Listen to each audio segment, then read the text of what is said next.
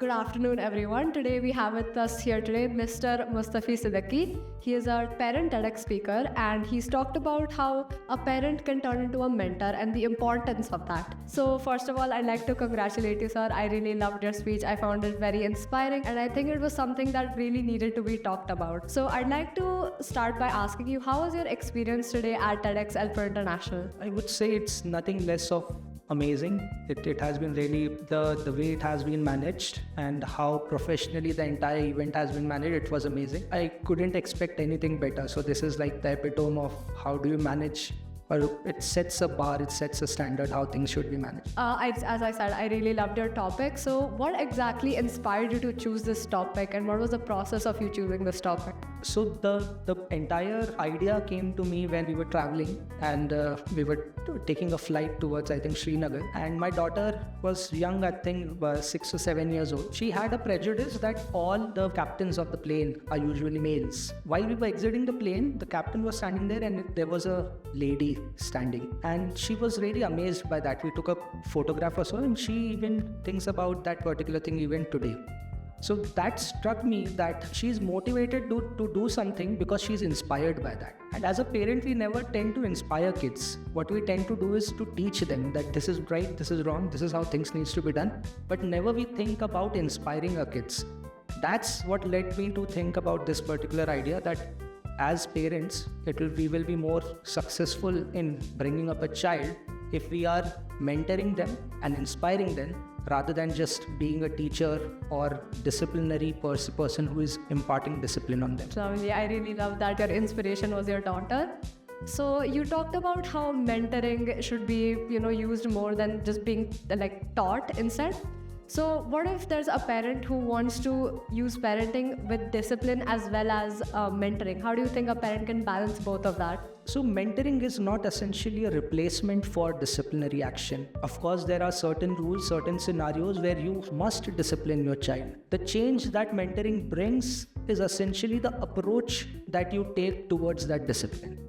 So there are multiple ways, right? You can show a carrot and a stick to ensure that someone complies, correct? If somebody is doing wrong, to avoid that, to threaten him from doing wrong, either you can show a stick, or you can show that if you are compliant, I'll give you a carrot.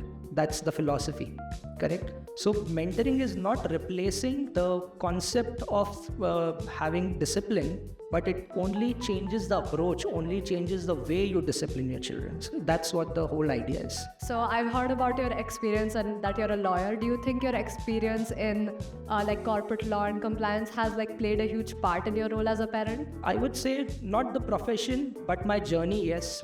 Because I was fortunate enough to have some people in my life, my managers, who in today's corporate culture, you will see that there is a lot of stress between a manager and a reportee. Although I am acting as a manager today, my management style is entirely different than what I have experienced with some.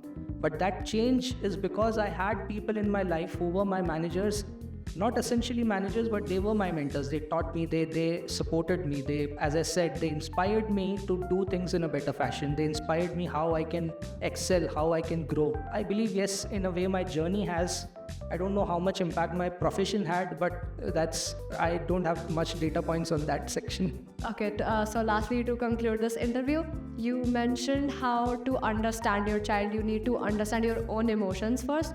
But what if it's the opposite? What if the parent is able to understand their own emotions but struggles to understand their child's emotions? So how do you think they can overcome this challenge?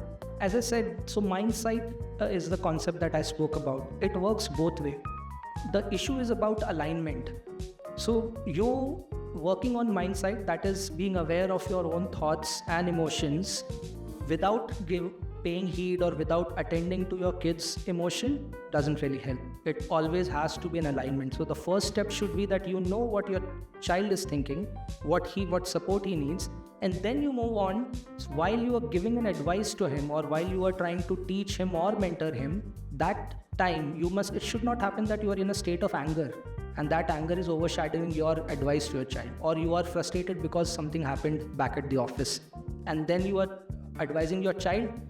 You think about a situation. If you are giving advice to someone, if you are in a happy state of mind, you will always give good advice.